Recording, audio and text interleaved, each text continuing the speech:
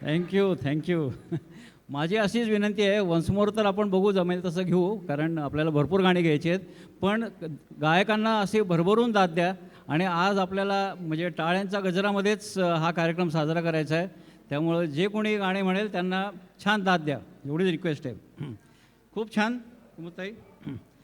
तर श्री गणेशाला वंदन केल्यानंतर आता आपल्या सोनार समाजाचे आद्य दैवत श्री संत श्रेष्ठ श्री नरहरी महाराजांना पुढील गीतातून आपण आता वंदन करूयात. त्याआधी आपण त्या अभंगाविषयी थोडे जाणून घेऊयात. नॉर्मली आपण जो अभंग ऐकतो म्हणजे जो रामदास कामत यांनी गायलेला आहे आणि यशवंत देव यांनी संगीतबद्ध केलेला आहे, त्याच्यात 3च आपल्याला कडवी ऐकायला मिळतात. परंतु जे ओरिजिनल गाणं आहे, मूळ गाणं ते 9 ओव्यांचं आहे आणि आपल्याला ते फारसं ऐकण्या वाचण्याला येत नाही. पण मी आज तुम्हाला खास नरहरी महाराजांनी काय अभंग लिहिलेला आहे आणि त्याच्या प्रत्येक ओळीतनं आपण आपल्यामध्ये सगळे आपण सोनार आहोत आणि जे कारागीर किंवा ज्यांना सोनारी व्यवसाय माहिती आहेत त्यांना ह्याच्यातील प्रत्येक शब्द जाणेल की काय आहे आणि त्याला अध्यात्माशी किती सुंदर जोडलेलं आहे नरहरी महाराजांनी. तर ते ऐकूयात आपण ते.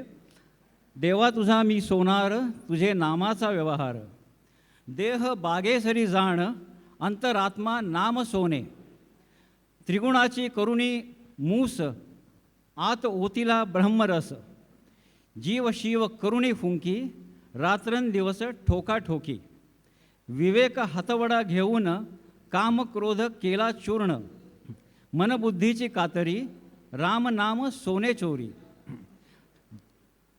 ज्ञान ताजवा घेऊन हाती, दोन्ही अक्षरे जोखिती, खांद्या वाहुनी पोतडी, उतराला पैलथडी, नरहरी सोनार हरीचा दास, भजन करी रात्रंदिवस.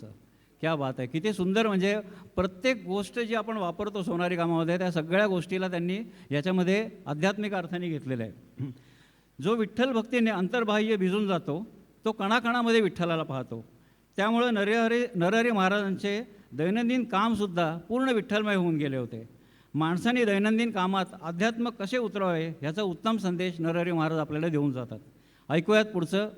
देवा तुझा मी सोनार सादर करत आहेत जयंतराव दाभाडे.